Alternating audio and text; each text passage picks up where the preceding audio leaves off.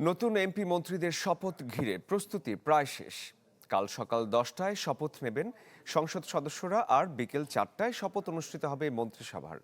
সাধারণত বঙ্গভবনের দরবার হলে অনুষ্ঠিত হয় মন্ত্রিসভার শপথ অনুষ্ঠান। এবার এর ব্যতিক্রম হতে যাচ্ছে। গতকাল অন্তর্বর্তী সরকারের শেষ ক্যাবিনেট বৈঠকে নির্বাচনের বিভিন্ন দিক সহ আলোচনা হয় সংসদ সদস্য এবং মন্ত্রিসভার শপথের প্রস্তুতি নিয়ে। পরে সচিবালয়ে এই নিয়ে কথা বলেন আইন উপদেষ্টা ডক্টর আসিফ নজরুল।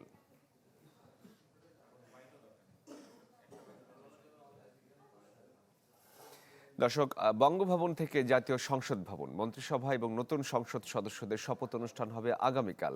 সংসদ ভবনে এই মুহূর্তে রয়েছেন আমাদের সহকর্মী আশিকিন প্রিন্স। শপথের প্রস্তুতির খবর তিনি জানাবেন। প্রিন্স।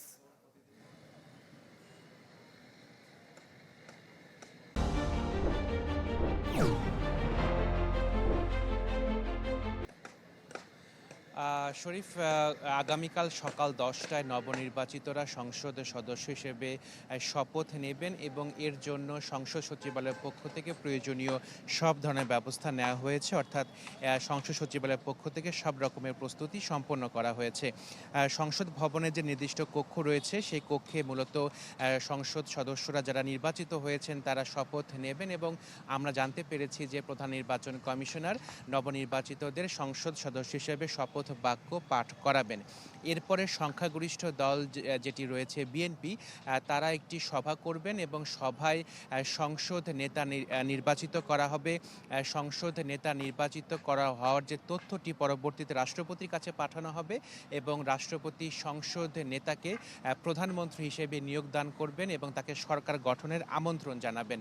আমরা জানতে পেরেছি যে আগামীকালই বিকেলের দিকে সংসদ ভবনের দক্ষিণ প্লাজায় সংসদ নেতা প্রধানমন্ত্রী হিসেবে শপথ নেবেন। একই সাথে মন্ত্রী পরিষদের যারা সদস্য থাকবেন তারাও এই দক্ষিণ প্লাজাতে শপথ নেবেন।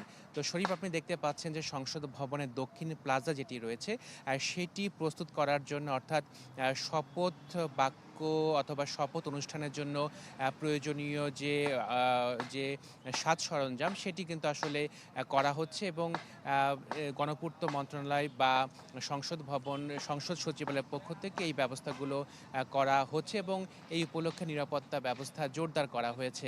শরীফ, আপনাকে জানিয়ে রাখি যে সাধারণত প্রধানমন্ত্রী হিসেবে যিনি শপথ নেন বা মন্ত্রী পরিষদের সদস্য যারা শপথ নেন, এই অনুষ্ঠানটি পরিচালিত হয় বা এই অনুষ্ঠানটি হয়ে থাকে বঙ্গভবনে।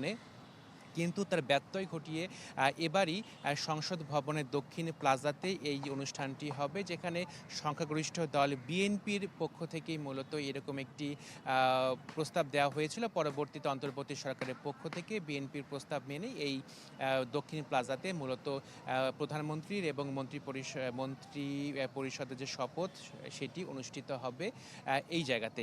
এবং আরেকটি গুরুত্বপূর্ণ বিষয় যে শরীফ, আপনি জানেন যে সংসদের যিনি স্পিকার, দ্বাদশ সংসদের যিনি স্পিকার তিনি পদত্যাগ করেছেন। একই সঙ্গে ডেপুটি স্পিকার তিনি কিন্তু কারাগারে রয়েছেন। একই সাথে সভাপতি মণ্ডলী, অর্থাৎ দ্বাদশ সংসদের যে সভাপতি মণ্ডলীর সদস্য যারা ছিলেন তারাও কিন্তু এখন নেই। একটি প্রশ্ন রয়েছে যে ত্রয়োদশ সংসদের প্রথম অধিবেশন সভাপতিত্ব করবেন কে? যেহেতু স্পিকার, ডেপুটি স্পিকার এবং সভাপতি মণ্ডলীর সদস্য নেই, তাহলে প্রশ্ন থেকে যায় যে ত্রয়োদশ সংসদের প্রথম অধিবেশনটি পরিচালনা করবেন কে বা সভাপতি করবেন কে?